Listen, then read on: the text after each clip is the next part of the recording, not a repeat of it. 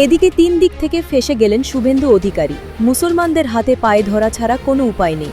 অবশেষে বাতিল হচ্ছে কোরবানির নিষেধাজ্ঞা। বিজেপির পাতা ফাঁদে এবার পা দিল খোদ বিজেপি।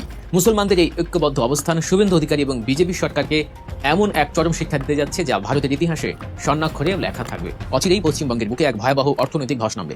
খেলা এবার সত্যিই শুরু হয়ে গেছে। এতদিনে নীরবতা ভেঙে এবার যে অর্থনৈতিক পরমাণু বোমা ফাটানো হয়েছে তার ধাক্কায় খোদ দিল্লির সাউথ ব্লকের মসনদ যেন কাঁপতে শুরু করেছে। ওপার বাংলার নবান্ন থেকে শুরু করে দিল্লির মোদী সরকার সবার রাতের ঘুম হারাম করে দেওয়া এই মহা অর্থনৈতিক যুদ্ধের বিরুদ্ধে আসলে কি ঘটছে? পশ্চিমবঙ্গে এমন কি ঘটে গেল যে মুসলিম এবং হিন্দু দুই সম্প্রদায়ের মানুষই এখন একসাথে রাস্তায় নামার প্রস্তুতি নিচ্ছে? কেন লাখ লাখ হিন্দু ব্যবসায়ী নিজেদের ভোটে জেতা সরকারের বিরুদ্ধে ক্ষেপে উঠেছে? দর্শক, নতুন একটা নিউজ আপনাকে স্বাগতম। প্রিয় দর্শক, দেশ এবং দেশের বাহিরে ঘটে যাওয়া বেশ কিছু চলমান ঘটনাবলী থেকে আপনাদের সামনে কয়েকটা গুরুত্বপূর্ণ খবর নিয়ে হাজির হয়েছি, যার কিছুটা অংশ বিশেষ ইতিমধ্যেই ভিডিও শুরুতেই দেখেছেন। তো দর্শক, ভিডিওর শুরুটা দেখেই কিন্তু বুঝতে পেরেছেন যে আজকের নিউজটা ঠিক কতটা গুরুত্বপূর্ণ হতে চলেছে। তাই বলবো, যারা ভিডিওটি অন করেছেন না টেনে সম্পূর্ণ নিউজটি মনোযোগ সহকারে দেখতে থাকুন। তো দর্শক, আর দেরি না করে চলুন দেখে আসবো আজকে সেই কাঙ্ক্ষিত ভিডিওগুলো। তবে তার আগে বলবো, যারা এখনো চ্যানেলটি সাবস্ক্রাইব করেননি অবশ্যই চ্যানেলটি সাবস্ক্রাইব করে পাশে থাকা বেল আইকনটি ক্লিক করে দিন।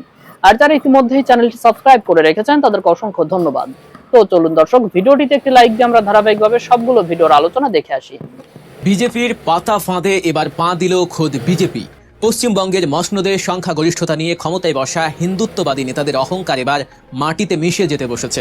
বছর ঘুরে কোরবানির ঈদ এলেই ওপার বাংলার কট্টরপন্থী হিন্দু নেতাদের মনে হঠাৎ করেই যেন উথলে ওঠে ভণ্ডামিতে ভরা ধর্মীয় আবেগ। ধর্মের পাতা খুলে বসে গোরক্ষার নামে তারা শুরু করে নোংরা সস্তার বিভাজনের রাজনীতি। তাদের টার্গেট একটাই, যে কোনো মূল্যে মুসলমানদের কোণঠাসা করা, তাদের ধর্মীয় অনুভূতিতে আঘাত হানা এবং কোরবানিতে যেন তারা গরু জবাই করতে না পারে তার জন্য রাষ্ট্রযন্ত্রকে ব্যবহার করে দমন পীড়ন চালানো। বিজেপিকে আমরা ভোট দিয়ে আমরা তো ঠকছি, এখন আমাদের পেটে তো লাথি মারছে। এই নোংরা মিশনে এবার সামনে থেকে নেতৃত্ব দিচ্ছেন বিজেপির অন্যতম নেতা ও মুখ্যমন্ত্রী শুভেন্দু অধিকারী। তার লক্ষ্য ছিল মুসলমানদের এক ঘরে করে দেয়া, কিন্তু শুভেন্দু অধিকারী এবং তার হিন্দুত্ববাদী দোসররা স্বপ্নেও ভাবেনি যে তাদের ছোড়া তীর বুমেরাং হয়ে তাদেরই বুকে এসে বিঁধবে। আমাদের আর ঘুম নেই, রাত্রে ঘুম নেই, চিন্তায় মাথা খারাপ হয়ে যাচ্ছে। আমরা কি করব, কিছুই করার উপায় নেই। মুসলমানদের দমাতে গিয়ে আজ পশ্চিমবঙ্গের হিন্দু গরু ব্যবসায়ীরাই পথে বসেছে, আর সোশ্যাল মিডিয়া থেকে শুরু করে রাজনীতির মাঠ সব জায়গায় রীতিমতো আগুন জ্বলছে। ঘটনা এবার পুরোপুরি ভিন্ন। পশ্চিমবঙ্গের মুসলিমরা এবার আর আগের মতো নেই। তারা অত্যন্ত সুকৌশল এবং ঐক্যবদ্ধভাবে বিজেপির এই উগ্র হিন্দুত্ববাদী রাজনীতির মুখে ছাই ছুড়ে দিয়েছে। মুসলিমরা পরিষ্কার ভাষায় জানিয়ে দিয়েছে, আপনারা যদি গরু নিয়ে এতই রাজনীতি করতে চান তবে সরাসরি ভারত জুড়ে গরু জবাই বা গরুর গোস্ত খাওয়ার উপর স্থায়ী আইন করে দিন। আমরা যারা মুসলিম তারা কখনোই গরুর গোস্ত খাওয়ার জন্য আপনাদের কাছে হাত পাততে যাব না। আর কোরবানির সময় এই ধরনের গায়ে পড়ে ঝামেলা বা নোংরা রাজনীতির শিকারও আমরা হতে চাই না। মুসলমানদের এই অভাবনীয় মাস্টার স্ট্রোকেই মূলত কেঁপে উঠেছে বিজেপির ভিত, আর এখানেই সবচেয়ে বড় বাঁশটি খেয়েছে সাধারণ হিন্দু গরু ব্যবসায়ীরা। পশ্চিমবঙ্গের পশুর হাটগুলোর দিকে তাকালে এখন চোখে পড়বে এক রোমহর্ষক এবং নাটকীয় দৃশ্য। প্রতি বছরের মতো এবারও কোরবানির ঈদ উপলক্ষে হিন্দু সম্প্রদায়ের অসংখ্য ব্যবসায়ী, কৃষক ও খামারিরা হাটে গরু নিয়ে এসেছেন। এদের মধ্যে বেশিরভাগই মহাজনের কাছ থেকে চড়া সুদে ঋণ নিয়ে নিজের শেষ সম্বল জমি বন্ধক রেখে মুসলমানদের কাছে বিক্রির আশায় খামার করেছিলেন, গরু লালন পালন করেছিলেন। কিন্তু হাটে এসে তারা যে ভয়াবহ বাস্তবতার মুখোমুখি হচ্ছেন তা তাদের শির দ্বারা কাঁপিয়ে দিয়েছে। হাটে দাঁড়িয়ে যখন কোনো হিন্দু ব্যবসায়ী একজন মুসলমান ক্রেতাকে গরু কেনার প্রস্তাব দিচ্ছেন তখন মুসলমানরা হাসি মুখে অথচ চরম দৃঢ়তার সাথে উত্তর দিচ্ছেন, ভাই আপনি হিন্দু সম্প্রদায়ের মানুষ, আপনার কাছ থেকে আমি গরু কিনবো না, আপনি দয়া করে আপনার গরু নিয়ে বাড়ি ফিরে যান। কারণ আপনার কাছ থেকে হাজার হাজার টাকা দিয়ে গরু কেনার পর সেই গরু নিয়ে নিরাপদে বাড়ি পৌঁছানোর কোনো গ্যারান্টি নেই। রাস্তায় আপনাদেরই হিন্দুত্ববাদী উগ্র জঙ্গিরা আমাদের পথ আটকাবে, গরু কেড়ে নেবে, আর গরু চুরির মিথ্যা অপবাদ দিয়ে আমাদের গণপিটুনি দিয়ে মেরে ফেলবে। আমরা নিজেদের কষ্টার্জিত টাকা দিয়ে গরু কিনে রাস্তায় দাঁড়িয়ে আপনাদেরই স্বজাতির হাতে মার খেতে রাজি নই। ভাবতে পারেন অবস্থা? মুসলমানদের এই এক ঘোষণাতেই হিন্দু ব্যবসায়ীদের মাথায় আকাশ ভেঙে পড়েছে।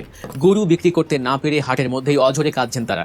নিজেদের পাতা ফাঁদে আটকে গিয়ে হিন্দুরা আজ উল্টো চরম বিপাকে। এই গরুগুলো বিক্রি করতে না পারলে তাদের সোজা পথে বসতে হবে, ঋণের দায়ে আত্মহত্যা করা ছাড়া আর কোনো পথ খোলা থাকবে না তাদের সামনে। আমাদের হাতে বিষ তুলে দিক, আমরা বিষ খেয়ে মারা যাব। এখন আমাদের একটাই পথ, আমাদের মরতেই হবে। খুবই হতাশায় আর আতঙ্কে হিন্দু ব্যবসায়ীরা এখন সোশ্যাল মিডিয়া রীতিমতো গরম করে তুলেছেন। তারা সরাসরি নরেন্দ্র মোদী আর শুভেন্দু অধিকারীর দিকে আঙুল তুলে বলছেন, মুসলমানরা যদি আমাদের গরু না কেনে তবে মোদীকে আর শুভেন্দুকে আমাদের সব গরু কিনে নিতে হবে, তা না হলে আমাদের ক্ষতিপূরণ দিতে হবে। হিন্দুরা ভেবেছিল বিজেপি ক্ষমতায় এলে তাদের রাম রাজত্ব কায়েম হবে, তাদের ভাগ্যের চাকা ঘুরে যাবে। কিন্তু ক্ষমতায় আসার মাত্র 15 দিনের মাথায় তাদের নিজেদের মেরুদণ্ড এভাবে ভেঙে যাবে তা তারা কল্পনা করতে পারেনি। সারা বছর ধরে মাথার ঘাম পায়ে ফেলে যে গরু তারা লালন পালন করেছে, আজ সেই গরু হাটে তুলে তারা 1 টাকারও ক্রেতা পাচ্ছে না। সবচেয়ে আশ্চর্যের বিষয় হলো এই চরম দুর্দিনের জন্য হিন্দু ব্যবসায়ীরা কিন্তু কোনো মুসলমানকে দোষারোপ করছেন না। তারা খুব ভালো করেই বুঝে গেছেন যে মুসলমানদের কোনো দোষ নেই। তারা সরাসরি কাঠ করে দাঁড় করাচ্ছেন শুভেন্দু অধিকারীকে। কারণ হিন্দুরা এখন বুঝতে পারছে যে এই গরুগুলোকে তারা ধর্মীয়ভাবে মা বলে ডাকে। গরু বিক্রি না হলে এই গোমাতাদের তো তারা রাস্তায় ফেলেও দিতে পারবে না। সারা বছর এদের খাওয়াতে হবে, পরিচর্যা করতে হবে, কিন্তু সেই টাকা তারা পাবে কোথায়? ঋণের বোঝায় জর্জরিত খামারিদের সংসার কিভাবে চলবে? হাটে দাঁড়িয়ে এক হিন্দু খামারি যখন বুক চাপড়ে কাঁদছিলেন আর বলছিলেন এই গরু বেচে আমার মেয়ের বিয়ে দেওয়ার কথা ছিল, এখন আমি কি করব? তখন মুসলমানরা এক মক্ষম প্রশ্নই ছুড়ে দিয়েছেন তাদের দিকে। তোমরাই তো এই গরুকে গোমাতা বলো, তাহলে নিজের মাকে বাজারে বিক্রি করে সেই টাকায় মেয়ের বিয়ে দেবে? এটা কেমন হিন্দু ধর্ম? মুসলমানদের এই যুক্তির সামনে হিন্দুত্ববাদীদের সমস্ত অহংকার যেন ধুলোয় মিশে গেছে। পরিস্থিতি আরও ঘোলাটে করেছে শুভেন্দু অধিকারীর আরেক চরম বোকামি। মুসলমানদের আটকানোর জন্য এই নেতা 1950 সালের এক পুরনো জংধরা আইন সামনে টেনে এনেছেন। সেই আইনে বলা হয়েছে 14 বছরের বেশি বয়সের গরু, যে গরু ল্যাংড়া, খোঁড়া, ত্রুটিযুক্ত বা প্রজনন ক্ষমতাহীন, শুধুমাত্র সেই গরুগুলোই জবাই করা যাবে। শুভেন্দুর এই হাস্যকর আইনের কথা শুনে মুসলমানরা তো বটেই, খুব সচেতন মহলও হাসিতে ফেটে পড়েছে। প্রথমত, একটা গরুর বয়স যে 14 বছর পার হয়েছে তার প্রমাণ কি? গরুর কি কোনো বার্থ সার্টিফিকেট বা জন্মসনদ আছে যে শুভেন্দু অধিকারী সেটা চেক করে হাটে হাটে ঘুরবেন? দ্বিতীয়ত, যে গরুকে হিন্দুরা মা বলে ডাকে, গরুর মূত্র পান করে নিজেদের পবিত্র মনে করে, গরুর গোবর নিয়ে হোলি খেলে, সেই গরু যখন বুড়ো হয়ে যায়, বিকলাঙ্গ হয়ে যায় বা ত্রুটিযুক্ত হয়ে পড়ে, তখন কি সেই গরু আর তাদের মা থাকে না? বুড়ো হয়ে গেলে কি মায়ের মর্যাদা শেষ হয়ে যায় যে তখন তাকে জবাইয়ের জন্য মুসলমানদের হাতে তুলে দিতে হবে?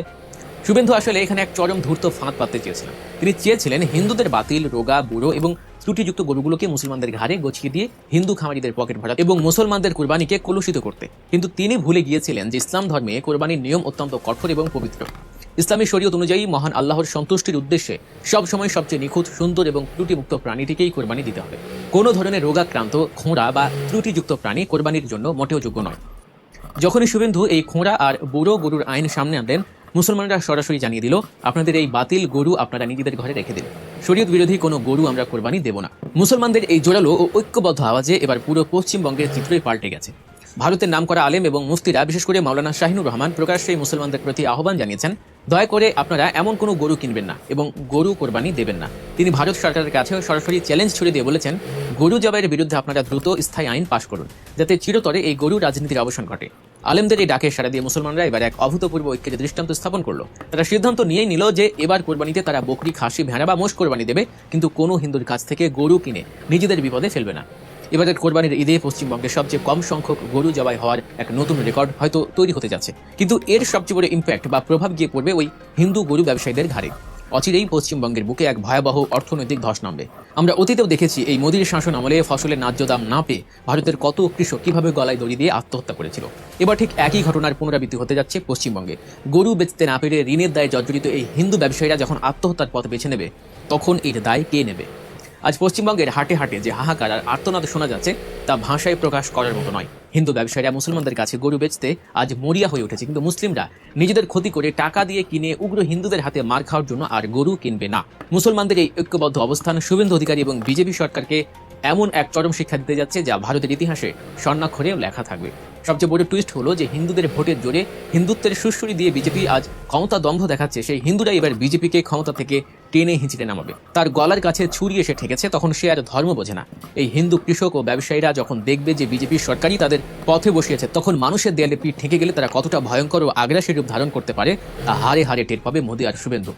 খেলা এবার সত্যিই শুরু হয়ে গেছে। এতদিনে নীরবতা ভেঙে এবার যে অর্থনৈতিক পরমাণু বোমা ফাটানো হয়েছে, তার ধাক্কায় খোদ দিল্লির সাউথ ব্লকের মসনদ যেন কাঁপতে শুরু করেছে। ভাবছেন সির্ফ কথার কথা? একেবারেই না। আন্তর্জাতিক কূটনীতি এবং ভূ রাজনীতির দাবার বোর্ডে বাংলাদেশ এবার এমন এক চাল ছেড়েছে যা ভারতের বিলিয়ন ডলারের রপ্তানি বাণিজ্যের মেরুদণ্ড মোটকে দেওয়ার জন্যই যথেষ্ট। ওপার বাংলার নবান্ন থেকে শুরু করে দিল্লির মোদী সরকার, সবার রাতের ঘুম হারাম করে দেওয়া এই মহা অর্থনৈতিক যুদ্ধের বিরুদ্ধে আসলে কি ঘটছে, কিভাবে একটিমাত্র সাহসী সিদ্ধান্ত ভারতের অহংকারকে মাটির সঙ্গে মিশিয়ে দিচ্ছে, জানতে হলে আজকের এই বিশেষ প্রতিবেদনের শেষ সেকেন্ড পর্যন্ত আপনাকে থাকতে হবে। প্রিয় দর্শক, সবাই কান খুলে শুনে রাখুন। একটা সুতো, একটা সুই এবং একটা পেঁয়াজও আর তার উপর আসবে না। ভারতের উপর এমনিতেই অর্থনৈতিক অবরোধের ডাক দিয়েছেন ব্যারিস্টার শাহরিয়ার কবির। বাংলাদেশের মধ্যে 1 বছরের অর্থনৈতিক অবরোধের মুখে পড়ে পশ্চিমবঙ্গের অহংকারী নেতা শুভেন্দু অধিকারী এখন চরম বিপাকে। রাজনৈতিক মহলে কান পাতলে এমন একটা গুঞ্জন শোনা যায়, বাংলাদেশের এই অপ্রতিরোধ অর্থনৈতিক প্রতিরোধের মুখে টিকতে না পেরে নিজের অস্তিত্ব রক্ষায় যে কোনো মুহূর্তে বাংলাদেশের প্রধানমন্ত্রী তারেক রহমানের দয়া ভিক্ষা চাইতে আসবেন শুভেন্দু। তিনি নিজেই হয়তো এসে বলবেন, বাবা রে, তোরা কি চাস তাই বল, এই কাটা তারের বেড়া আমি নিজ হাতে উপরে ফেলে দিচ্ছি, তাও তোরা একটু শান্ত হ। আপনারা জানেন গত কয়েক বছর ধরে ওপার বাংলার রাজনীতিতে একটা অদ্ভুত ট্রেন্ড লক্ষ্য করা গেছে। যখনই সেখানে কোনো নির্বাচন আসে, যখনই কোনো উগ্র ডানপন্থী ভোট ব্যাংক বাড়ি করার একটা দরকার হয়, অমনি বাংলাদেশকে বলির পাঠা বানানো শুরু করে। কখনো কুরবানির পশু নিয়ে সস্তা রাজনীতি, আবার কখনো নদীর পানির ন্যায্য হিস্সা আটকে রাখা, আবার কখনো কাল্পনিক অনুপ্রবেশকারীর ভুয়া ধুয়ো তুলে আমাদের দিকে আঙুল তোলা হয়। বিশেষ করে পশ্চিমবঙ্গের ক্ষমতার রাজনীতিতে লাইমলাইটে থাকার জন্য শুভেন্দু অধিকারীর মতো এই নেতারা প্রতিনিয়ত বাংলাদেশকে নিয়ে একের পর এক বিষেধাগার করে গেছেন। তারা ভেবেছিলেন বাংলাদেশ মানে বুঝি মুখ বুঝে সব সহ্য করার জায়গা। তারা ভেবেছিলেন আমাদের আত্মসম্মান বলে কিছুই নেই। কিন্তু তারা ভুলে গেছেন 2026 সালের বাংলাদেশ আর আগের মতো পরনির্ভরশীল দেশ নয়। এটি একটি স্বাধীন, সার্বভৌম এবং অর্থনৈতিকভাবে উদীয়মান পরাশক্তি। আমাদের এই আত্মমর্যাদায় যখন বারবার আঘাত করা হয়েছে, তখন আমাদের সীমান্তে নিরীহ ভাই বোনদের পাখির মতো গুলি করা হয়েছে। তখন প্রথাগত টেবিলে টকের দিন শেষ হয়ে গেছে। এখন আর শুধু মোমবাতি জ্বালিয়ে বা গোল টেবিল বৈঠক করে প্রতিবাদ করার সময় নেই। এসব পাল্টা আঘাত করার সময় এসেছে, আর সেই আঘাতটি এসেছে ভারতের সবচেয়ে সেন্সিটিভ জায়গা, তাদের অর্থনীতিতে। আসুন এবার একটু ঠান্ডা মাথায় সমীকরণটা বুঝুন। ভারত প্রতি বছর বৈধ এবং অবৈধ পথে বাংলাদেশে বিলিয়ন বিলিয়ন ডলারের পণ্য পাঠায়। আমাদের এই বিশাল বাজারটাই হলো তাদের অর্থনীতির অন্যতম বড় ফুসফুস। আমাদের ঘরের প্রসাধন সামগ্রী থেকে শুরু করে রান্নাঘরের মশলা, পরনের কাপড় কিংবা নিত্যদিনের পেঁয়াজ রসুন সবকিছুতেই একচেটিয়া ব্যবসা। কিন্তু যখনই 18 কোটি মানুষ, বিশেষ করে জাগ্রত তরুণ সমাজ সিদ্ধান্ত নেয় আমরা ভারতীয় পণ্য ছুঁয়েও দেখব না, ওদিকে ফিরেও তাকাবো না, অমনি পুরো ভারতের সীমান্ত এলাকায় কান্নার রোল পড়ে গেছে। সবচেয়ে বড় ধাক্কাটা লেগেছে ভারতের গবাদি পশু এবং কৃষি খাতে। একসময় বলা হতো ভারত থেকে গরু না আসলে নাকি দেশের মানুষ মাংস খেতেই পারবে না। আজ বুক ফুরিয়ে শুনুন না, আমাদের দেশীয় খামারিদের দিনরাত পরিশ্রমের ফলে আমরা গবাদি পশু উৎপাদনে এখন শতভাগ স্বয়ংসম্পূর্ণ। ফলে ভারত থেকে আসা গরু নেওয়ার মানুষ এখন আর বাংলাদেশে নেই। এর ফলে ভারতের সীমান্তবর্তী রাজ্যগুলোর কিন্তু লাখ লাখ খামারি আজ সেলফ পথে বসার উপক্রম হয়েছে। গরুর বাজার জোগাতে না পেরে তারা এখন ভীষণ দিশেহারা। শুধুই কি গরু, পেঁয়াজ আর কৃষি পণ্যের অবস্থাও কিন্তু আরো ভয়াবহ। ওপার থেকে আসা পেঁয়াজ আমরা যদি বর্জন করি, তবে ভারতের কৃষকদের সে পেঁয়াজ রাখার মতো কোনো পর্যাপ্ত কোল্ড স্টোরেজ বা হিমাগার ওখানে নেই। ফল যা হবার তাই হবে, হাজার হাজার টন পেঁয়াজ আর কৃষি পণ্য ওপারেই পচে ভূত হয়ে যাবে। যখন ওপার বাংলার চাষিরা ফসলের ন্যায্য দাম না পেয়ে রাস্তায় নেমে বিক্ষোভ শুরু করবে, তখন সেই ক্ষোভের আগুন সরাসরি গিয়ে লাগবে কলকাতার নবান্ন এবং দিল্লির সাউথ ব্লকের রাজনৈতিক মসনদে। পেটের দায়ে যখন কৃষক আর ব্যবসায়ীরা রাস্তায় নামে, তখন যত বড় শক্তিশালী সরকারই হোক না কেন, তাদের সিংহাসন তাসের ঘরের মতো ভেঙে পড়তে বাধ্য। দর্শক, এবার আসি আসল রাজনৈতিক টুইস্ট। কেন বলা হয় তারেক রহমানের দয়া ভিক্ষা চাইতে রাজি হয়েছেন শুভেন্দু অধিকারী? এই সমীকরণটা বুঝতে হলে আপনাকে একটু পেছনের রাজনীতির দিকে তাকাতে হবে। যে বাংলাদেশের অন্যতম বৃহৎ রাজনৈতিক শক্তি বিএনপির শীর্ষ নেতৃত্ব, বিশেষ করে তারেক রহমান, সবসময় বাংলাদেশের জাতীয় সার্বভৌমত্ব এবং আত্মনির্ভরশীলতার পক্ষে জোরালো অবস্থান নিয়ে আসছেন। এদেশের বিশাল জনসমর্থন এবং তরুণ সমাজ যে কোনো নীতিগত সিদ্ধান্তকে গভীরভাবে সমর্থন করে। এখন ভারত যখন দেখেছে যে বাংলাদেশের সাধারণ মানুষ দল মত নির্বিশেষে একতাবদ্ধ হয়ে ভারতীয় পণ্য বর্জন করছে এবং এই বয়কটের ঢেউয়ে ভারতের অর্থনীতি ধসে মরুভূমি হয়ে গেছে, তখন তাদের মাথা ঘোরানো শুরু করেছে। শুভেন্দু অধিকারীর মতো নেতারা ভালো করেই জানেন বাংলাদেশের এই চরম ক্ষোভ আর প্রতিরোধের আগুন যদি নেভানো না যায়, রাজনৈতিক ক্যারিয়ার তো ধ্বংস হবেই, সাথে পুরো পশ্চিমবঙ্গের অর্থনীতি দেউলিয়া হয়ে যাবে। আর এই অচলাবস্থা থেকে মুক্তি পাওয়ার চাবিকাঠি কার হাতে? চাবিকাঠি রয়েছে এদেশের সিংহভাগ মানুষের ভাষা বুঝতে পারা নেতৃত্বের কাছে। তাই নিজের পিঠ বাঁচাতে এবং পশ্চিমবঙ্গের ব্যবসায়ীদের ক্রোধ থেকে বাঁচাতে শুভেন্দু অধিকারীর এখন যেন সমঝোতা করতে প্রস্তুত।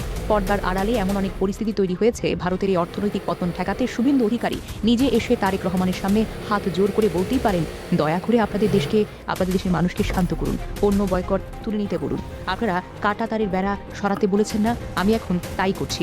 আপনারা সীমান্তে জিরো কিলিং চান, আমরা একটা গুলিও আর ছুড়ব না, শুধু দয়া করে পণ্যগুলো আপনাদের বাজারে ঢুকিয়ে দিন। এটাকেই বলে ইকোনমিক ওয়ারফেয়ার বা অর্থনৈতিক যুদ্ধের আসল শক্তি।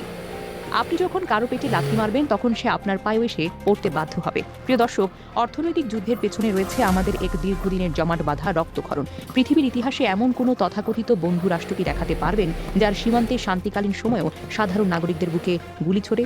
দুই দেশের মধ্যে শত শত বৈঠক হলো, বিজিবি বিএসএফ ফ্ল্যাগ মিটিং হলো, প্রতিবারই মিথ্যা প্রতিশ্রুতি দেওয়া হলো, কিন্তু বাস্তবে কি হয়েছে? একটা দিনও কি সীমান্তে রক্ত ঝরা বন্ধ রেখেছে? না, রাখিনি। আন্তর্জাতিক কোনো নিয়ম কানুনের তোয়াক্কা না করে বছরের পর বছর ধরে আমাদের ভাই বোনদের দেহ কাঁটাতারে ঝুলিয়ে রাখা হয়েছে। মনে করে দেখুন তো, ফেলানির সেই ঝুলন্ত প্রাণহীন শরীরের কথা, যা ছিল আমাদের দেশের সার্বভৌমত্বের গায়ে বিএসএফ এর বুলেটের দাগ। এই অন্যায়ের বদলা নেওয়ার জন্যই তো আজ এদেশের মানুষ জেগে উঠেছে। আমরা বন্দুকের জবাবে বন্দুক তুলে নিয়ে প্রথাগত যুদ্ধ ঘোষণাও করিনি। আমরা পকেটের টাকা দিয়ে তাদের অহংকার গুড়িয়ে দেওয়ার সিদ্ধান্ত নিয়েছি। আমরা দেখিয়েছি 18 কোটি মানুষের একতাবদ্ধ শক্তির সামনে কোনো আগ্রাসী নীতি টিকতে পারে না, পারবেও না। প্রিয় দর্শক, আমি আশা করছি সবগুলো ভিডিওই আপনি মনোযোগ সহকারে দেখেছেন। সেই সাথে দর্শক, এই ভিডিওগুলো সম্পর্কিত যদি কোনো তথ্য বা মতামত থাকে তাহলে তো অবশ্যই কমেন্ট করে জানিয়ে দিন। এতক্ষণ সাথে থাকার জন্য ধন্যবাদ। নিউজটি শেষ করছে এখানেই, ফিরছে আগামী ভিডিওতে নতুন কোনো টপিক নিয়ে। আল্লাহ হাফেজ।